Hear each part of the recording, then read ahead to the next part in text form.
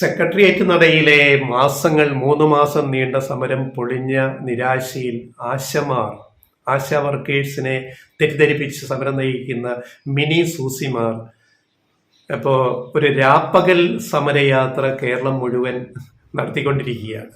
അങ്ങ് 45 ദിവസം നീളുന്ന സമരയാത്ര, രാപ്പകൽ സമരയാത്ര അങ്ങ് കാസർഗോട്ടും തുടങ്ങി. ഇപ്പം ഈ യാത്ര ഇപ്പം പത്തനംതിട്ട ജില്ലയിൽ വരെ എത്തിയിട്ടുണ്ട്. ജൂൺ 17 ഈ യാത്ര തിരുവനന്തപുരത്ത് അവസാനിപ്പിക്കും. പക്ഷെ ജാഥ ഈ സമരയാത്ര, രാപ്പകൽ സമരയാത്ര ക്ലച്ച് പിടിച്ചില്ല. സെക്രട്ടേറിയറ്റ് മുമ്പിലെ സമരം പൊളിഞ്ഞതുപോലെ ഇതും പൊളിഞ്ഞുപോയി. വേണ്ടത്ര മാധ്യമ ശ്രദ്ധയൊന്നും ഇതിന് കിട്ടിയില്ല. മാപ്പറകൾ കൈവിട്ടെന്ന് ഞങ്ങൾ ഇന്നാളിലെ വീഡിയോയിൽ പറഞ്ഞു. മാപ്പറകൾ ഇപ്പം നിലമ്പൂരിന് പിന്നാലെ, അവിടെ എന്ത് പിണറായി വിജയനും CPM-നെതിരെ കുത്തിത്തിരിപ്പുണ്ടാക്കാന്ന് പറഞ്ഞ് അവിടെ കടുത്ത മത്സരത്തിലാണ് ഇപ്പം മാപ്പറകൾ. ഇത് മനസ്സിലാക്കിയിട്ടാവാം മിനി സൂസിയുടെ നേതൃത്വത്തിൽ അടുത്ത നമ്പർ ഇറക്കിയിരിക്കുന്നു. പുതിയ ഏറ്റവും വലിയ അജണ്ട സെറ്റ് ചെയ്തിരിക്കുന്നത് ആശമാർ സമരയാത്രയുടെ ഭാഗമായി നിലമ്പൂരിൽ പോകുന്നു. വീട് കയറി പ്രചാരണം. മിനി സൂസിയുടെ നേതൃത്വത്തിൽ വീട് കയറി ഓരോ വീട്ടിലും പോയിട്ട് ഞങ്ങളുടെ പ്രശ്നങ്ങൾ അവതരിപ്പിക്കും. ഞങ്ങൾ ഏതെങ്കിലും രാഷ്ട്രീയ പാർട്ടിക്കോ മുന്നണിക്കോ എതിരായിട്ടല്ല ഈ ക്യാമ്പയിൻ. പക്ഷെ ഞങ്ങൾ അവിടുത്തെ വോട്ടർമാരെ ബോധ്യപ്പെടുത്താൻ ഓരോ വീട്ടിലും ഭവന സന്ദർശനം നടത്തും. എന്തൊരു വിശുദ്ധരാണി വരെന്ന് ആലോചിക്കുക. പറയുന്ന വാചകം മിനി സൂസി പറയുകയാണ് എന്ന് പറഞ്ഞാൽ പച്ചവെള്ളം ചവച്ചു കുടിക്കുന്നവർക്ക് ഇത് വലിയ സംഭവമായിട്ട് തോന്നാം. പച്ചവെള്ളം നേരെ കുടിക്കുന്നവർക്ക്, അരിയാഹാരം കഴിക്കുന്നവർക്ക് ഇതിനകത്തെ കുത്തിത്തിരിപ്പ് എന്താണെന്ന് മനസ്സിലാവും.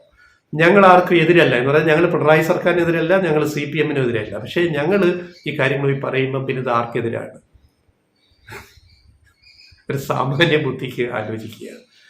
ഇതൊക്കെ മനസ്സിലാക്കാനുള്ള ബുദ്ധി നിലമ്പൂരിലെ വോട്ടർമാർക്കുണ്ട്, സാമാന്യ ബുദ്ധി, കോമൺ സെൻസ് ഉണ്ട് എന്നുള്ളത് മിനി സൂസിമാര് കൂടെയുള്ളവർ മനസ്സിലാക്കുക.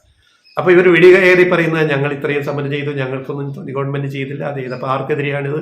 പിണറായി സർക്കാരിനെതിരെ. അപ്പൊ ആർക്കനുകൂലമാണിത് ഈ ക്യാമ്പയിൻ? വീട് കയറിയുള്ള ക്യാമ്പയിൻ UDF-ന് വോട്ട് പിടിക്കുക, അല്ലെങ്കിൽ BJP-ക്ക് വോട്ട് പിടിക്കുക.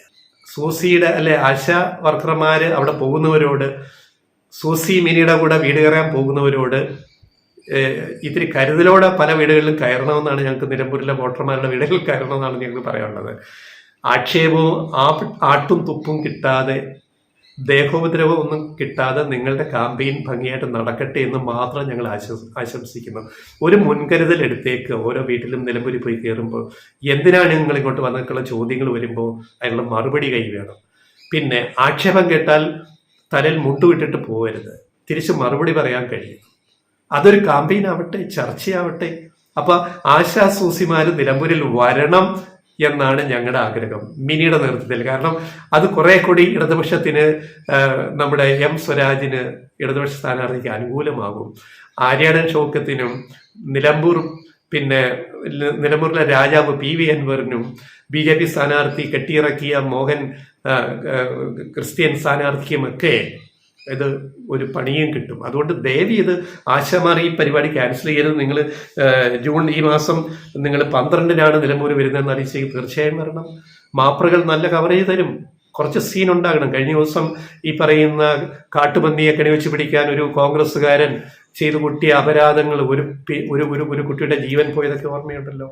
അതുകൊണ്ട് സൂക്ഷിച്ച് നിലമ്പൂരി വരിക. ജനങ്ങൾ പ്രക്ഷുബ്ധരാണ്, കോപിതരാണ് പല കാര്യങ്ങളിലൂടെ. കോൺഗ്രസ് അതൊരു മറയാക്കി നടത്തിയ സമരം പൊളിഞ്ഞുപോയി. കാട്ടുപന്നിയെ ക്ഷുദ്രജീവിയായി പ്രഖ്യാപിക്കണമെന്ന് കേരളം വീണ്ടും ആവശ്യപ്പെട്ടിട്ട് കേന്ദ്രം അത് തള്ളിക്കളഞ്ഞ പുതിയ വാർത്ത ഇന്ന് വന്നിട്ടുണ്ട്. എല്ലാം കൂടെ ചേർത്ത് വായിക്കാം. നിലമ്പൂരിലൊരു വലിയ പ്രശ്നമാണല്ലോ വന്യമൃഗശല്യം. ഇപ്പൊ കാട്ടുപന്നിയെ കെണി വെച്ച് കരണ്ട് അടുപ്പിച്ച് പിടിച്ചിട്ട് കാട്ടുപന്നി മാംസം വിറ്റ് ജീവിക്കുകയായിരുന്നു ഈ കോൺഗ്രസ് പ്രവർത്തകൻ.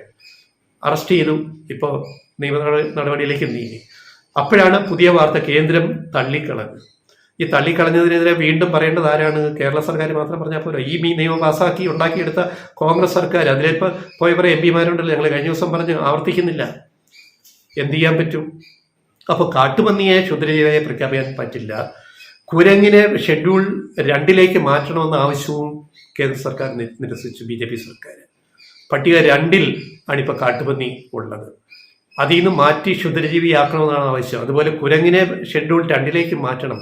കുരങ്ങിന്റെ ശല്യം, കാട്ടുപന്നികളുടെ ശല്യം, പിന്നെ മലയണ്ണാന്റെ ശല്യം, ആനശല്യം. ആനയും കടുവയും 1-ാം പട്ടികയിലാണ്, സംരക്ഷിത മൃഗങ്ങളുടെ പട്ടികയിലാണ്, 1-ാം പട്ടികയിൽ. ഒന്നും ചെയ്യാൻ പറ്റില്ല. കടുവയെ കൊന്നാൽ, ആനയെ കൊന്നാൽ പോയി ജയിലിൽ കിടക്കും, ജാമ്യം കിട്ടത്തില്ല. അവരിപ്പോൾ കാട്ടുപന്നിയെ കൊന്നാലും ജാമ്യം കിട്ടത്തില്ല. അപ്പൊ ഇപ്പം സർക്കാർ പറയുന്നത് എന്താണ്? സർക്കാർ പറയുന്ന ന്യായം, തള്ളിയതിന് ന്യായം പറയുന്നത്, ഇപ്പോൾ തന്നെ ശല്യം, നാട്ടുകാർക്ക് ശല്യമാകുന്ന പന്നികളെ കൊല്ലാൻ ഇപ്പോൾ സംസ്ഥാന സർക്കാരിന് അധികാരമുണ്ട്, പഞ്ചായത്തുകൾക്ക് അധികാരം കൊടുത്തിട്ടുണ്ട്. അവരത് ഫലപ്രദമായിട്ട് ചെയ്യുന്നില്ല. ഒരു നിയമം ഉണ്ടാക്കിയിട്ട് കഴിഞ്ഞിട്ട് പിന്നെ ഈ ന്യായം പറഞ്ഞാൽ പറ്റുമോ? ഇപ്പം നാട്ടിൽ ശല്യക്കാരനായ കാട്ടുപന്നിയെ കൊല്ലണമെങ്കിൽ നിലവിലുള്ള നിയമം എന്താ പറയുന്നത്? കേരള സർക്കാരിനുള്ള അധികാരം, പഞ്ചായത്ത് പ്രസിഡന്റ് ഉത്തരവിട്ടെങ്കിൽ ഒരു ലൈസൻസ്ഡ് ഗൺമാൻ, തോക്കുള്ളവൻ വെടിവെച്ച് കൊല്ലണം.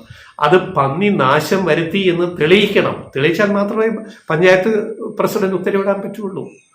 ഈ പന്നി നാട്ടിലിറങ്ങി കൃഷി നശിപ്പിക്കുമെന്ന് മുൻകൂട്ടി കർഷകൻ കണ്ടുപിടിക്കണം.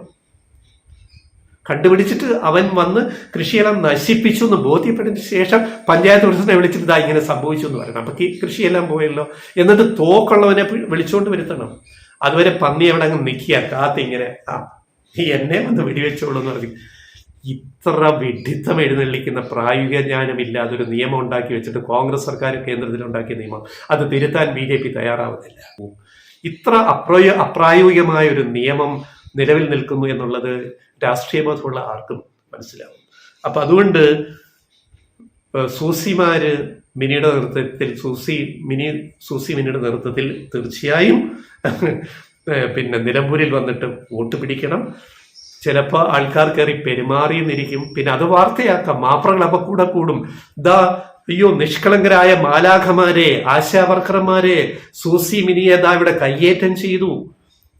ഒരു കോൺഗ്രസ്സുകാരൻ പന്നിക്കണി വെച്ചിട്ട് ഒരു പയ്യൻ അനന്തു മരിച്ചു. വേറെ 3 കുട്ടികൾ, 2 കുട്ടികൾ ആശുപത്രിയിൽ, ഒരു കുട്ടി ഷോക്കേക്കാതെ രക്ഷപ്പെട്ടു. 3 ചെറുപ്പക്കാര്. ഈ കുട്ടി ഒരു വീട്ടിലെ സാധാരണ വീട്ടിലെ ഈ കുട്ടിയുടെ അച്ഛൻ കൂലിപ്പണിക്കാരനാണ്, അമ്മ തൊഴിലുറപ്പ് പിന്നെ ജോലിക്കാരി, 2 മൂത്ത സഹോദരിമാർ. ഒരു കുട്ടി ഡിഗ്രി പഠിക്കുന്നു, ഇളയ സഹോദരി, നേരെ മൂത്ത സഹോദരി പിന്നെ +2 പഠിക്കുന്നു. ഈ കുട്ടി 10ാം ക്ലാസ് അനന്തു. അവനാണ് മരണപ്പെട്ടത് ഈ ക്രൂരതയിൽ, ഷോക്കടിപ്പിച്ച്. ആര്? നിയമവിരുദ്ധ പ്രവർത്തനം നടത്തിയ ഒരു കോൺഗ്രസ് പ്രവർത്തകൻ, ആരായിക്കോട്ടെ. എന്നിട്ട് സമരം LDFനെതിരെ, പിണറായി സർക്കാരിനെതിരെ, ഭരണകൂട കൊലപാതകം. നാണമില്ലേ എന്ന് ഞങ്ങൾ വീണ്ടും ചോദിക്കുന്നത് അതുകൊണ്ടാണ്. ഒരു കുടുംബമാണ്, അതിലെ ഏക ആൺതരിയാണ് നഷ്ടപ്പെട്ടത്.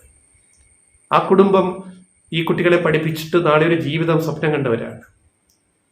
എന്നിട്ട് നിങ്ങൾ സമരം ചെയ്യുക ഭരണകൂട കൊലപാതകം എന്ന് പറഞ്ഞിട്ട്. എന്തടിസ്ഥാനത്തിൽ? അതുകൊണ്ട് സൂസി മിനിമാര് നിലമ്പൂരിലേക്ക് വരിക, കിട്ടുന്നത് വാങ്ങിച്ച് കിട്ടുക എന്ന് മാത്രം പറഞ്ഞുകൊണ്ട് ഞങ്ങളിത് അവസാനിപ്പിക്കും.